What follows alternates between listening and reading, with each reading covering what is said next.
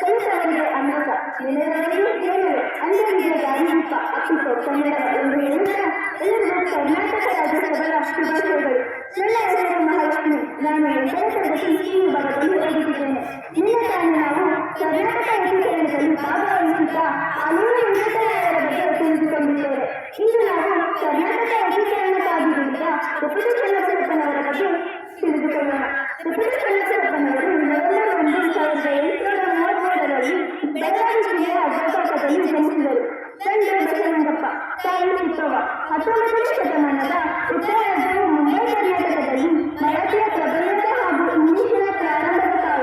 ಆಗ ಕನ್ನಡ ಭಾಷೆ, ಶಿಕ್ಷಣ, ಸಾಹಿತ್ಯ ಮತ್ತು ಸಂಸ್ಕೃತಿಗಳನ್ನು ಉಳಿಸಿ ಮಹಾಕಾರ್ಯಕ್ಕೆ ನಾಂದಿ ಹಾಡಿದವರು ಚನ್ನಬಸಪ್ಪನವರು.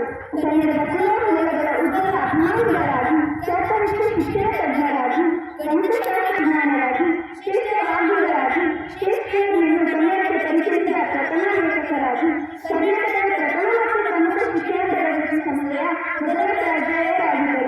ಶತಮಾನೋತ್ಸವವನ್ನು ಆಚರಿಸಿದ ಕನ್ನಡದ ಏಕಮಾತ್ರ ಶೈಕ್ಷಣಿಕ ಮಾಸಿಕ ಜೀವನ ಶಿಕ್ಷಣ ಪತ್ರಿಕೆಯ ಸ್ಥಾಪಕರಾಗಿದ್ದರು. ಕರ್ನಾಟಕ ಏಕೀಕರಣದಲ್ಲಿ ಪ್ರಮುಖ ಪಾತ್ರ ವಹಿಸಿದವರಲ್ಲಿ ವೆಂಕಟ ಚನ್ನಬಸಪ್ಪನವರ ಪಾತ್ರ ಪ್ರಮುಖವಾದದ್ದು. ಕರ್ನಾಟಕದ ರಾಜಕೀಯ ಇತಿಹಾಸದಲ್ಲಿ ಅವರ ಕೊಡುಗೆಯನ್ನು ಮರೆಯುವುದು. ಕನ್ನಡ, ಮರಾಠಿ, ಇಂಗ್ಲಿಷ್ ಹಾಗೂ ಗಣಿತದಲ್ಲಿ ಅದ್ಭುತ ಪರಿಣತಿಯನ್ನು ಪಡೆದಿದ್ದ ಅವರು ಎಲ್ಫಿಸ್ಟನ್ ಕಾಲೇಜಿನಲ್ಲಿ ಶಿಕ್ಷಣವನ್ನು ಮುಗಿಸಿದರು. ವೃತ್ತಿಪರರಾದಂತೆ ಮಾತೃಭಾಷೆಯೇ ಅಗತ್ಯವೆಂಬ ತತ್ವವನ್ನು ಅವರು ನಂಬಿದರು. ಶಿಕ್ಷಣವು ಮಾತೃಭಾಷೆಯಲ್ಲಿಯೇ ಇರಬೇಕೆಂದು ಸರ್ಕಾರಕ್ಕೆ ಪತ್ರವಹಿಸಿದರು. ಇಂದಿನ ಕನ್ನಡ ಭಾಷಾಭಿಮಾನಿಗಳಿಗೆ ಚನ್ನಬಸಪ್ಪನವರು ಮಾದರಿ ವ್ಯಕ್ತಿಯಾಗಬಲ್ಲರು ಎನ್ನುವುದರಲ್ಲಿ ಸಂದೇಹವಿಲ್ಲ. ಅವರ ನೇತೃತ್ವದಲ್ಲಿ ಹಲವಾರು ಶಿಕ್ಷಣ ಸಂಸ್ಥೆಗಳು ಆರಂಭಗೊಂಡವು. ಅವರ ಸಾಹಿತ್ಯ ಕೃಷಿಯು ಕನ್ನಡ ನಾಡಿಗೆ ಸಲ್ಲಿಸುವ ಬಹಳ ದೊಡ್ಡ ಕೊಡುಗೆಯಾಗಿದೆ.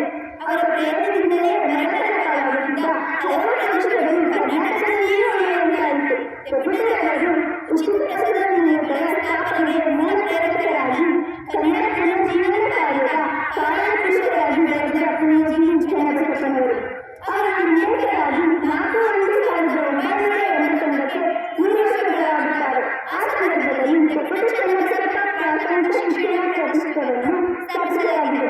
ಇದು ಪ್ರಾಥಮಿಕ ಶಿಕ್ಷಣ ಹಾಗೂ ಶಿಕ್ಷಣ ತರಬೇತಿ ಹಂತದಲ್ಲಿ ಕಾರ್ಯನಿರ್ವಹಿಸುವ ಸೇವಾ ಸಂಸ್ಥೆಯಾಗಿದೆ.